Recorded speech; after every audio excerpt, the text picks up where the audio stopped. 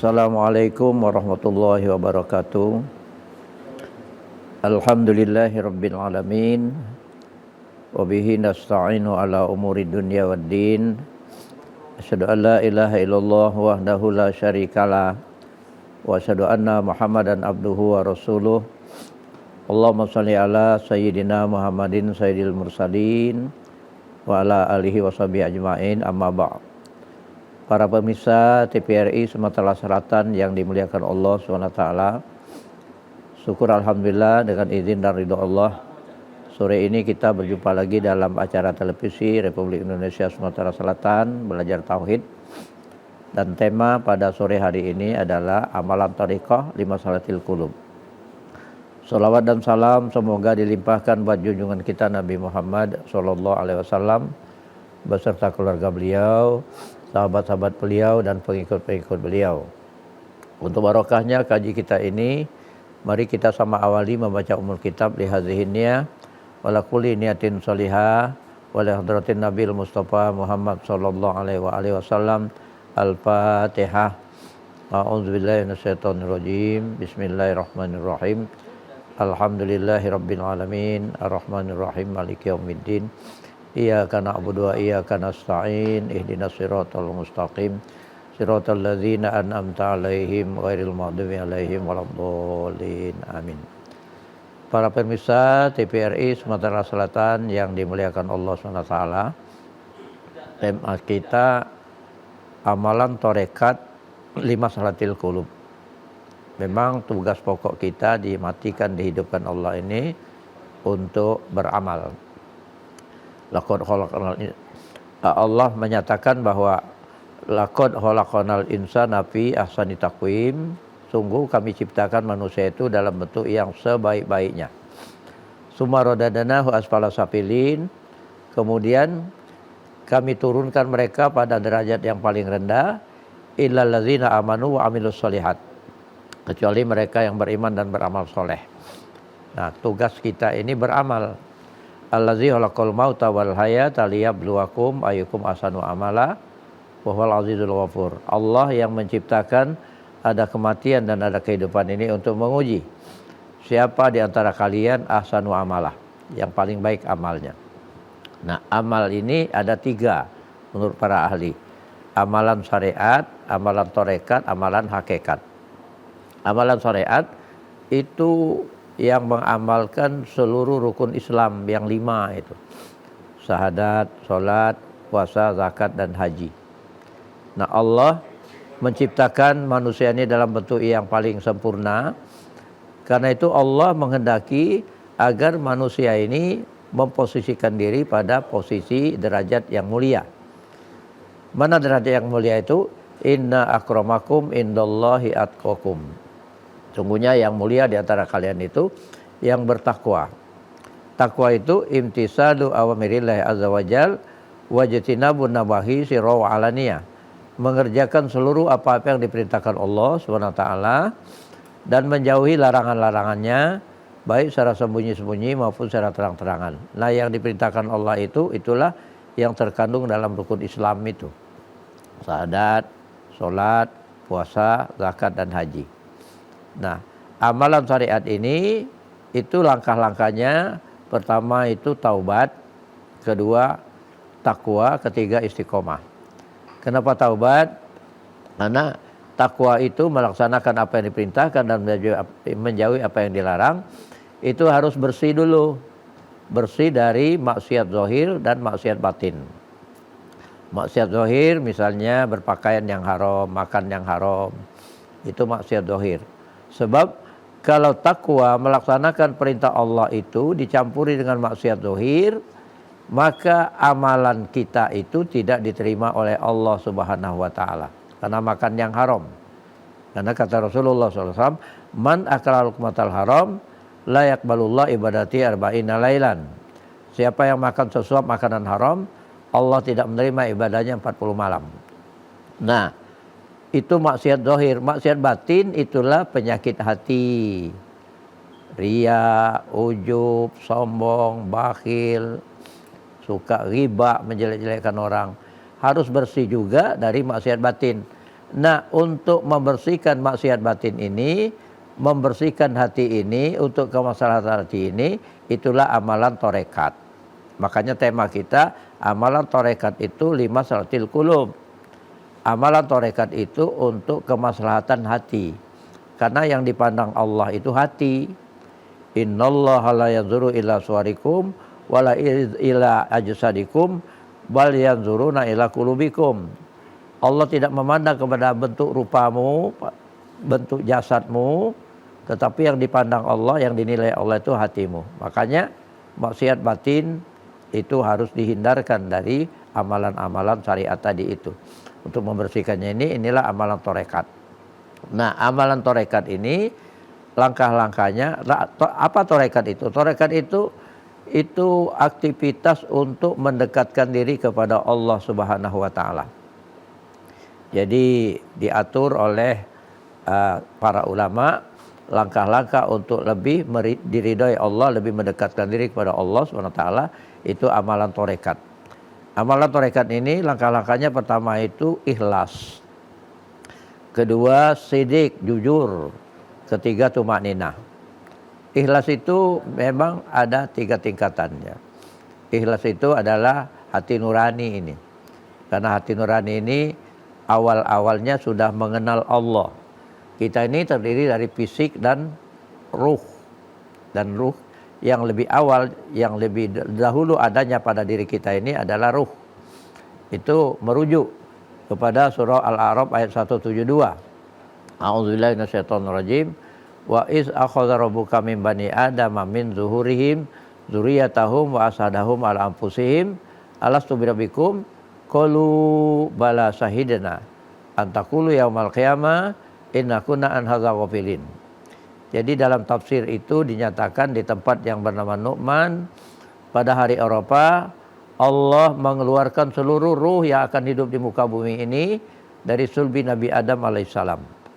Lalu ditanya Allah, alastu birabbikum, bukankah aku ini Tuhan kamu? Qalu, ruh-ruh itu menjawab, bala syahidna. Betul ya Allah, engkau Tuhan kami saksikan. Kenapa diambil janji kesaksian di alam ruh itu, alam malakut itu, antaqulu yaumal qiyamah inna kunna an hadza ghafilin. Supaya kelak ketika berjumpa dengan Allah di hari kiamat, jangan bilang Tuhan kami termasuk kelompok hambamu yang lalai beribadah. Nah, jadi sudah komitmen, sudah berjanji dengan Allah. Nah, menunggu kesempurnaan janin yang ada dalam kandungan ibu kita 4 bulan 10 hari itu mudghah, maka masuklah ruh ini, wa nafakhtu fihi min ruhi. Ditiupkan ruh itu ke dalam janin, hidup ruh ini. Nah, ketika hidup bertemu ruh dengan jasad, itu namanya jiwa. Lalu 5 bulan kemudian, wallahu akhrajakum min butuni ummahatikum la ta'lamunna syai'a. Allah yang mengeluarkan kamu dari perut ibu kamu itu, kamu tidak tahu apa-apa. Setelah keluar, maka dilengkapi Allah, wa ja'ala lakumus sam'a, dilengkapi Allah dengan daya dengarnya, wal absor, daya melihatnya, wal afida, daya nalar hati tadi didampingi oleh akal dan nafsu. Nah, setelah diberi daya nalar dan diberi wewenang untuk menggerakkan seluruh anggota tubuh, karena menurut Imam Ghazali, ruh ini setelah masuk ke dalam jasad itu perannya sebagai raja yang punya otoritas, punya kewenangan untuk menggerakkan anggota tubuh beribadah, beramal. Karena amal itu adalah gerakan anggota tubuh. Dan kapan dia bernilai ibadah? Karena Allah menghendaki ibadah, wa ma khalaqtul jinna wal insa illa liya'budun. Apabila gerakan anggota tubuh dan hati itu berpedoman kepada syariat yang baik, itulah amalan syariat tadi itu. Nah, dia punya otoritas. Ketika dia punya otoritas ini, namanya bukan lagi jiwa, tapi hati nurani. Nah, hati nurani ini dekat dengan Allah, jujur dia. Makanya amalan tarekat ini yang kedua tuh jujur. Yang pertama tadi ikhlas. Nah, ikhlas ini karena sudah mengenal Allah ruh ini. Jadi semata-mata dalam melakukan amal itu ikhlas semata-mata karena Allah Subhanahu wa taala. Sesudah ikhlas itu sidik, jujur. Nah jujur ini, hati nurani itu jujur. Maka yang jujur ini terhindar dari sifat-sifat pembohong, khianat gitu ya. Makanya dengan hati nurani yang jujur ini, maka gerakan-gerakan anggota tubuh itu terkontrol. Nah pertanyaannya, bagaimana supaya hati nurani ini berperan, dominan, tidak dikalahkan oleh nafsu. Itulah konsepnya yang ketiga itu tumak nina. Kenapa tumak nina? Itu ada menu dalam tarekat ini zikir. Walladzina amanu wa tatma'inna qulubuhum li dzikrillah, ala bi dzikrillah tatma'innul qulub. Kita ikuti dulu yang berikut ini.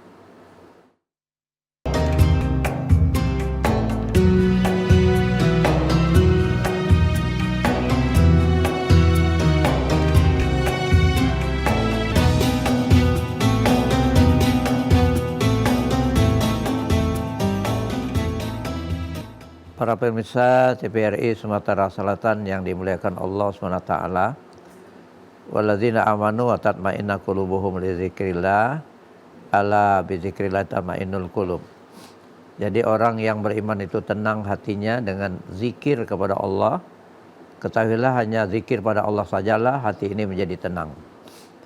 Jadi zikir di dalam Thariqah Qadiriyah Naqsabandiyah ini ada zikir nafiul isbat. Nafiul isbat itu la ilaha itu nafi, illallah itu isbat. Ini diberikan oleh Rasulullah SAW kepada Ali ibn Abi Thalib. Wahai Ali, hendaklah engkau senantiasa zikir dalam kholwatmu, dalam kesunyianmu. Kata Ali bin Abi Thalib, bagaimana cara saya berzikir ya Rasul? Ikuti aku, kata Rasul. Dibacakan Rasul dengan jahar ya. La ilaha illallah. 3 kali dibacakan Rasul, diulang oleh Ali sampai terdengar oleh Rasulullah SAW. La ilaha illallah. Ini nafiul isbat. Nah, zikir nafiul isbat ini oleh Thariqah Qadiriyah itu menjadi unggulan, sehingga setiap sesudah sholat fardu itu dibacakan zikir nafiul isbat ini 165. Tapi kata Rasulullah SAW, nafiul isbat ini zikirnya itu dapat menghapuskan 4.000 dosa kalau dipanjangkan la-nya. Nah sahabat bertanya, bagaimana kalau dosa kita tidak cukup 4.000 ya Rasul? Dijawab oleh Rasulullah SAW, dosa keluargamu. Nah makanya ditambah 165 ditambah 35 jadi 200. Setiap sesudah sholat fardu 200 la ilaha illallah. Ini nafiul isbat yang diberikan Rasul kepada Ali bin Abi Thalib. Sedangkan Thariqah Qadiriyah wa Naqsabandiyahnya itu zikir ismuzat. Ismuzat ini Allah, Allah, Allah, tapi sir. Caranya dengan meletakkan ujung-ujung lidah kita ini ke langit-langit sambil menyebut Allah, Allah, tapi sir. Nah ini diberikan Rasul pada Abu Bakar As-Siddiq. Jadi 2 unggulan zikir pada Thariqah Qadiriyah wa Naqsabandiyah ini. Pertama nafiul isbat la ilaha illallah, yang kedua Allah. Dan Allah ini sir ya cara mengucapkannya. Nah, dengan zikir-zikir inilah itu membersihkan hati ini dari penyakit-penyakit hati. Makanya Thariqah amalan Thariqah ini 5 salatil qulub untuk kesehatan kemaslahatan hati. Hadirin para pemirsa TVRI Sumatera Selatan yang dimuliakan Allah SWT. Jadi supaya hati nurani ini dominan, tidak terpengaruh oleh nafsu, maka dia harus banyak zikir. Hati nurani yang banyak zikir inilah yang dominan memimpin gerakan-gerakan anggota tubuh sehingga terarah mengikuti nilai-nilai Islam dalam syariat Islam. Para pemirsa TVRI Sumatera Selatan yang dimuliakan Allah SWT. Jadi dengan zikir ini, pertama itu untuk membersihkan nafsu amarah. Nafsu amarah ini meliputi bakhil, angku, dengki, sombong, bodoh, mengikuti syahwat dan pemarah. Nah, caranya dengan zikir Nafiul Isbat ini sebanyak 70.000 untuk membersihkan nafsu amarah ini. Makanya tema kita tadi itu, Thariqah itu limasalatil qulub, untuk kesehatan hati. Jadi hati nurani yang senantiasa jujur dijaga dengan memperbanyak zikir. Ala bizikrillah tatmainnul qulub. Kemudian untuk membersihkan nafsu lawamah, latifatul qalbi. Jadi itu ada 9 sifat yang suka mencela, itu dibersihkan melalui zikir Allah. Allah itu ismu zat. Jadi yang tekniknya tadi di ujung lidah kita ini ditonjolkan kepada langit-langit sambil menyebut Allah, Allah. Tidak kedengaran oleh kita sendiri, hanya bergerak saja lidah itu Allah, Allah, Allah. Sebanyak 60.000. Jadi membersihkan hati ini dari suka mencela, suka mengikuti hawa nafsu, suka menduga-duga, pamer, kemudian suka gosip, membicarakan orang lain, sombong dan menganiaya, serta berbohong dan berpura-pura. Karena itu zikir Ismu Zat ini sangat diperlukan dalam Thariqah Qadiriyah Naqsabandiyah. Para pemirsa TVRI Sumatera Selatan yang dimuliakan Allah Subhanahu wa taala, maka berikutnya akan membersihkan, mengisi sifat-sifat yang baik itu dengan nafsul mulhimah. Ya, nafsul mulhimah ini ada 4 sifat. Pertama dermawan, kedua qanaah, menerima apa adanya dari karunia Allah SWT, ketiga sabar, keempat tahan uji. Nah, caranya ada tambahan dalam thariqah ini untuk 50.000 huwa, itu zikirnya itu. Kemudian untuk mengisi nafsul mutmainnah itu dengan latifah siri ada 6 sifat melalui zikir untuk 40.000 hayu itu supaya tetap berdiri pada kebenaran, pasrah, tawakal kepada Allah SWT, beribadah dan bersyukur, tentang takut kepada Allah SWT, serta ridho. Kita ikuti dulu ya. Kita ikuti dulu yang berikut ini.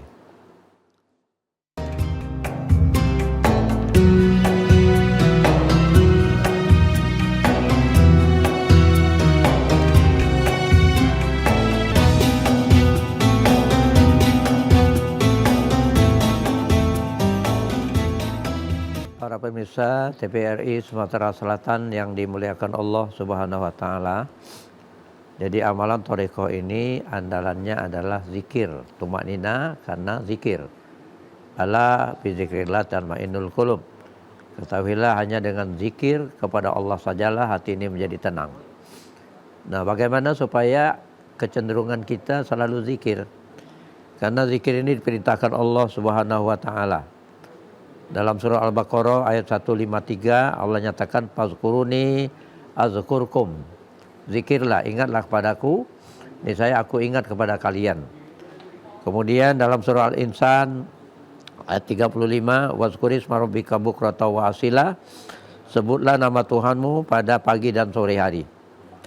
Kemudian dalam surah Toha Allah nyatakan wa man a'rada an dzikri fa inna lahu ma'isatan dhanka wa nahsuruhu yaumal qiyamati a'ma. Siapa yang berpaling tidak mau zikir kepadaku, niscaya dia akan memperoleh kehidupan yang sempit, dan pada hari kiamat kami kumpulkan dia dalam keadaan buta. Jadi para ulama sesungguhnya bahwa hukum berzikir ini wajib ya, karena ada ancaman. Wa man a'rada an dzikri fa inna lahu ma'isatan dhanka wa nahsuruhu yaumal qiyamati a'ma. Siapa yang berpaling tidak mau zikir padaku, dia akan memperoleh kehidupan yang sempit, dan pada hari kiamat dikumpulkan dalam keadaan buta. Nah, bagaimana supaya kita ini terbuka hati kita untuk selalu zikir kepada Allah Subhanahu wa taala. Maka Rasulullah SAW menuntun para sahabat-sahabatnya. Kata beliau, aqrabu ma yakunul abdu min rabbih fa huwa sajidun fa aksiru doa. Sedekat-dekat hamba Allah dengan Tuhannya itu waktu sujud. Fa aksiru doa. Perbanyaklah berdoa waktu sujud itu. Maka doa yang diajarkan Rasulullah diantaranya, Allahumma a'inni ala zikrika wa syukrika wa husni ibadatik. Ya Allah, tolonglah aku agar aku ini senantiasa zikir kepada Engkau, ingat kepada Engkau, bersyukur kepada Engkau, dan membaguskan ibadahku kepada Engkau. Jadi bagi yang berdoa ketika sujud itu, insya Allah dibukakan pintu hatinya untuk senantiasa zikir, ingat kepada Allah Subhanahu wa taala. Maka kalau sudah dibukakan pintu hatinya untuk selalu zikir, maka tiada hari yang tanpa zikir, tiada detik yang tanpa zikir kepada Allah Subhanahu wa taala. Zikir ini kan secara kontekstual, artinya ketika akan makan membaca bismillah, itu juga zikir. Ketika keluar rumah, bismillah tawakkaltu 'alallah wala haula wala quwwata illa billahil azim, itu zikir. Membaca Al-Qur'an zikir, membaca tasbih zikir. Maka selalu ingat kepada Allah Subhanahu wa taala. Nah, jadi minta tolong kepada Allah, ya Allah tolonglah aku agar aku senantiasa zikir pada Engkau, bersyukur kepada Engkau. Nah, bersyukur ini ada dua pemahaman ya. Syukur pertama itu ya tasarrufu min nikmatillahi ala sabilil khair. Menggunakan nikmat karunia Allah pada jalan yang baik. Apa nikmat yang dikaruniakan Allah kepada kita? Allah lengkapi kita dengan 7 anggota tubuh. Lidah, mata, telinga, faraj, perut, tangan dan kaki. Itu untuk beramal. Jadi kalau 7 anggota tubuh itu kita gunakan beramal, itu tandanya mensyukuri nikmat Allah Subhanahu wa taala. Yang kedua, tanda syukur itu banyak melakukan sholat-sholat sunat. Dalilnya, alasannya, ketika Ibunda Siti Aisyah radhiyallahu anha menyapa Rasulullah SAW, ya Rasul, engkau ini sesungguhnya sudah bersih dari dosa, sudah maksum. Tapi kenapa engkau masih saja banyak melakukan sholat-sholat sunat sampai bengkak kakimu? Apa jawab Rasulullah SAW? Apalah uhibbu an akuna abdan sakura? Tidak sukakah kalau aku ini menjadi hamba Allah yang bersyukur? Artinya tanda bersyukur itu banyak melakukan sholat-sholat sunat. Jadi kita dapat mengevaluasi diri kita, sejauh mana kita bersyukur kepada Allah, itu sebanyak apa kita melaksanakan sholat-sholat sunat. Karena Rasul menyatakan, inna awwala ma yuhasabu bil abdu mi amalihi yaumil qiyamah sholatuhu. Sungguhnya yang pertama kali diperiksa kelak pada hari kiamat dari amal anak Adam ini sholatnya. Kalau sholatnya sempurna, dia selamat dan beruntung. Tapi kalau sholat padu yang kita lakukan itu ada kekurangan-kekurangan, Allah perintahkan pada malaikat, unzuru, coba teliti, perhatikan hambaku ini ada tidak melakukan sholat tatawu. Tatawu itu artinya patuh terhadap yang tidak dipardukan. Itulah sholat sunat, qobliyah, ba'diyah, dan itu yang disebut dengan rawatib. Ada yang non rawatib, misalnya tahajud, duha, dan lain-lain. Nah, tahajud ini kan kata Rasulullah SAW, Abdul sholat ba'dal faridah sholatul lail. Sebaik-baik sholat sesudah sholat fardu adalah sholat malam. Nah, apabila sholat malam ini membaca 200 ayat, maka dia dikelompokkan pada kelompok Allah yang qanitin, teguh pendirian, dan mukhlisin, ikhlas. Jadi kalau kita ikhlas dalam beribadah, tentu dalam sholat tahajud itu banyak membaca surah-surah yang minimal itu 200 ayat. Ini saja yang dapat saya sampaikan dalam kesempatan yang singkat ini. Mudah-mudahan ada manfaatnya. Subhanakallahumma wa bihamdika asyhadu an la ilaha illa anta astaghfiruka wa atubu ilaik. Wassalamualaikum warahmatullahi wabarakatuh.